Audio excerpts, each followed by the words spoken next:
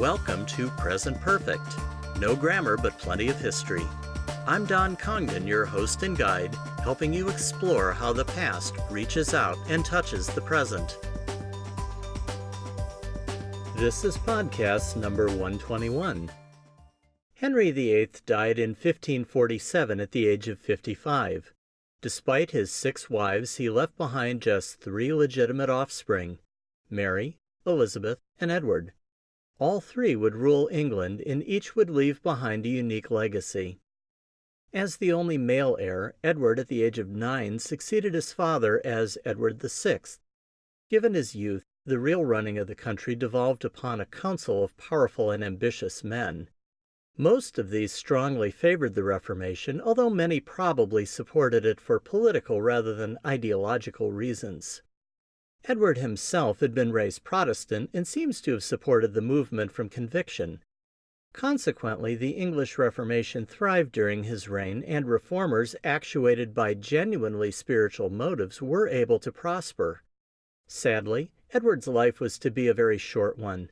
He died at the age of 15 from a lung disease, possibly tuberculosis.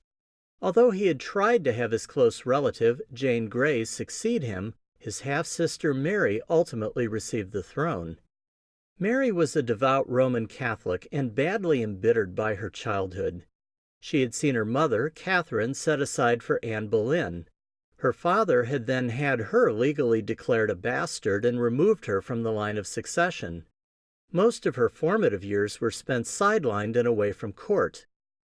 Only after Mary had signed a document accepting her own illegitimacy and Henry as head of the Church in England was she restored to some degree of favor.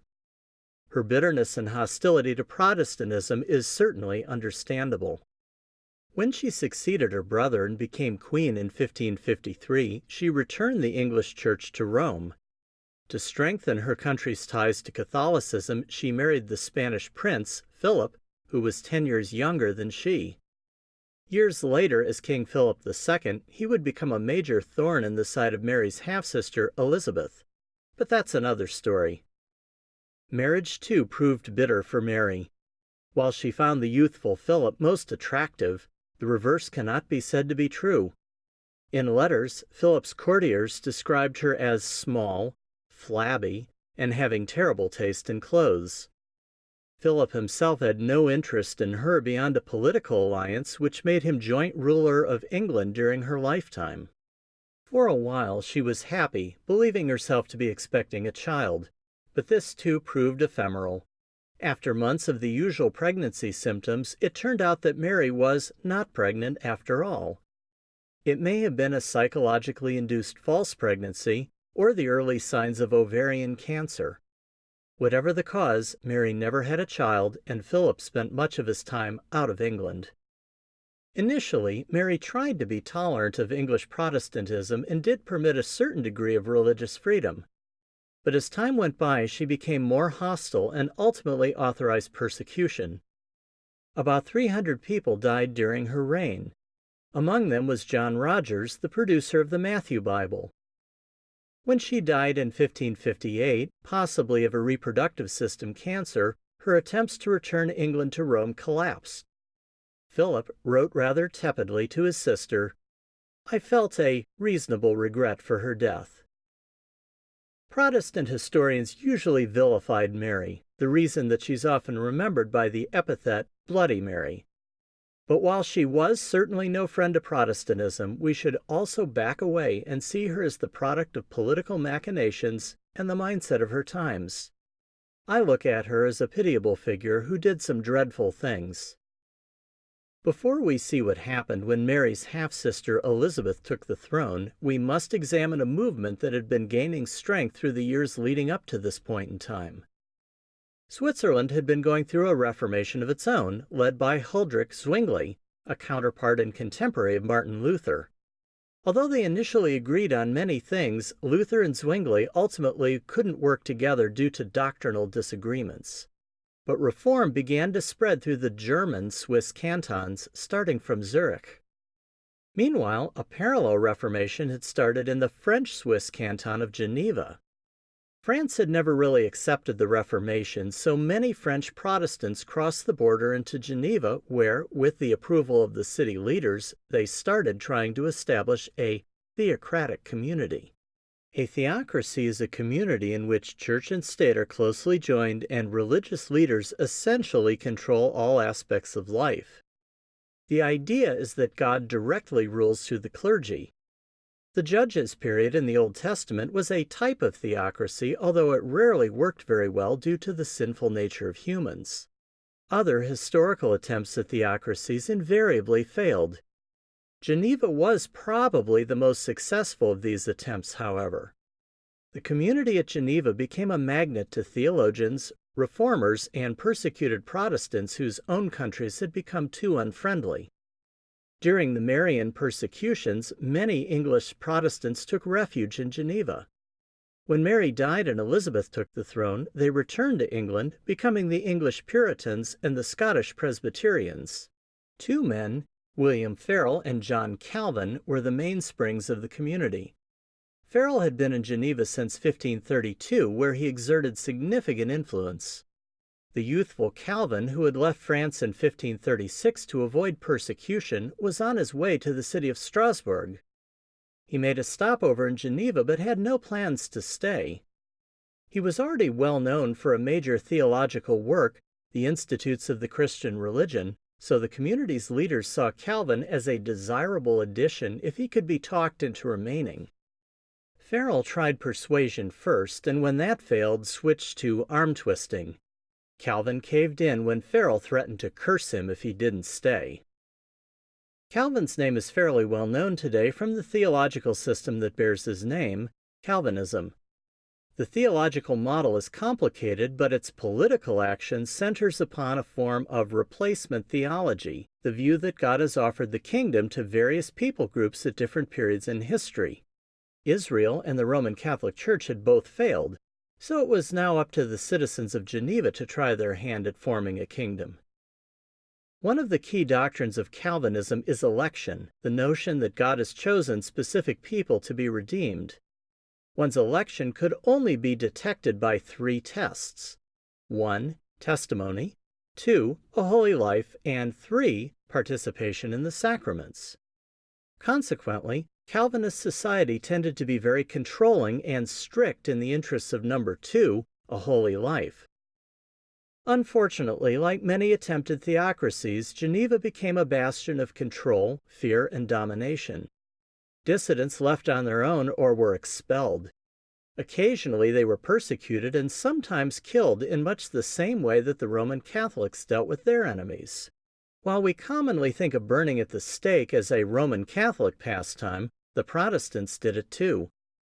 In both cases, replacement theology and misapplications of the Old Testament law were at the bottom.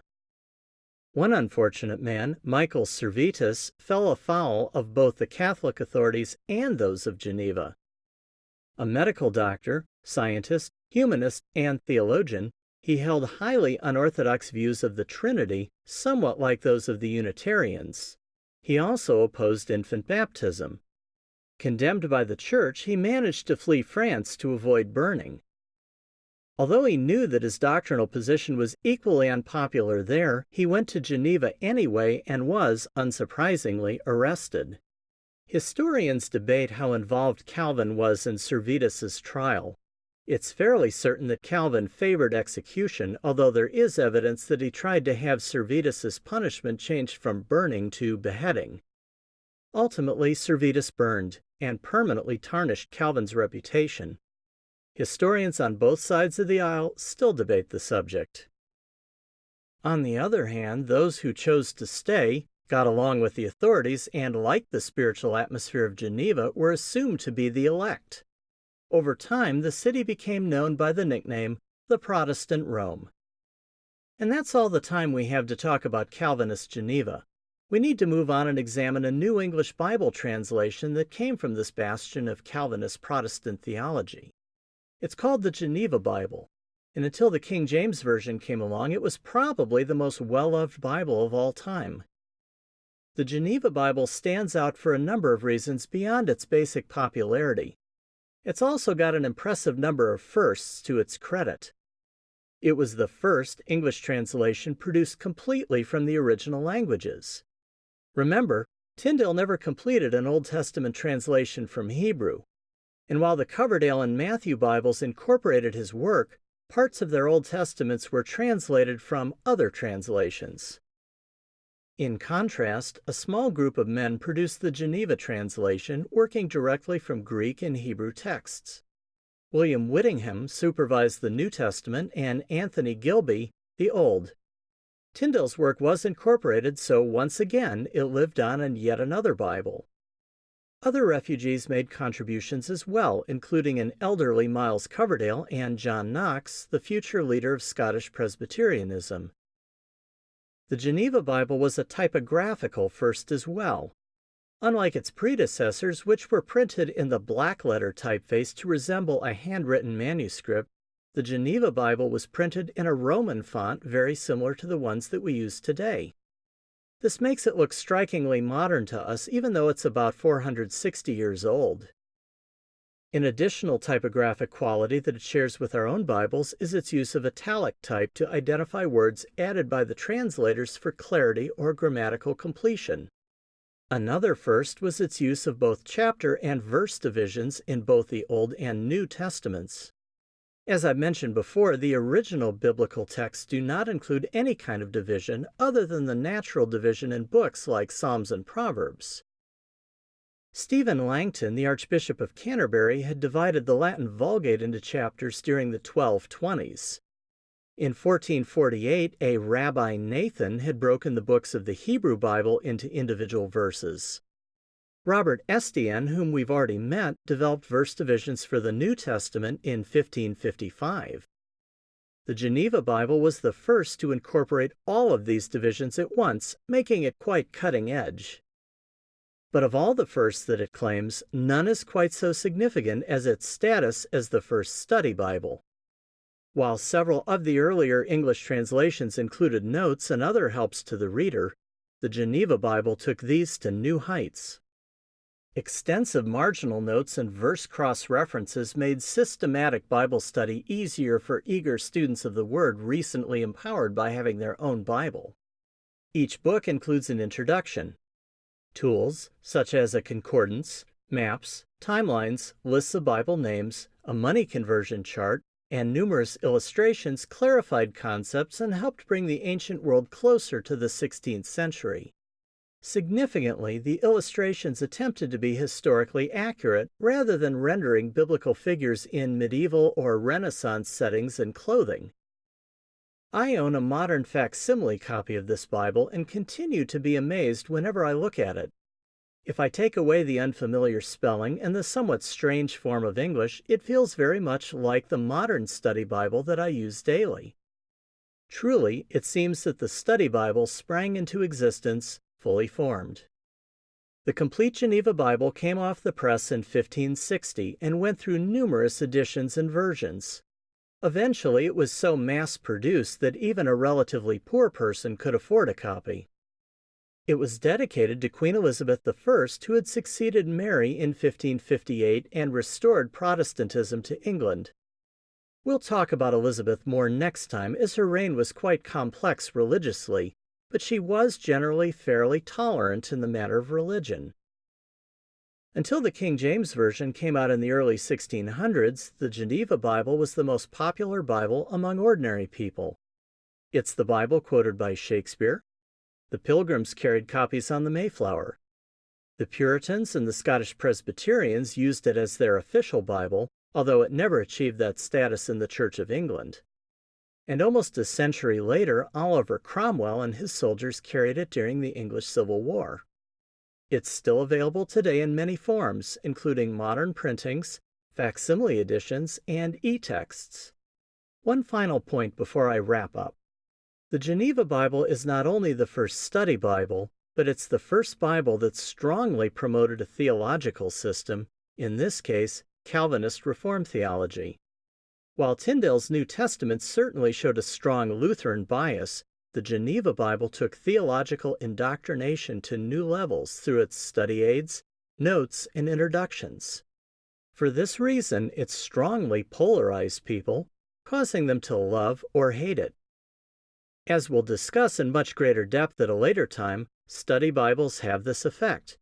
That's the reason you should always select one with care and be absolutely sure you understand the bias that invariably underlies the study tools. While I don't agree with much of the theology behind the Geneva Bible's notes, it's hard not to applaud the enthusiasm that went into its production or the desire of its creators to make the Scriptures accessible and intelligible to ordinary people.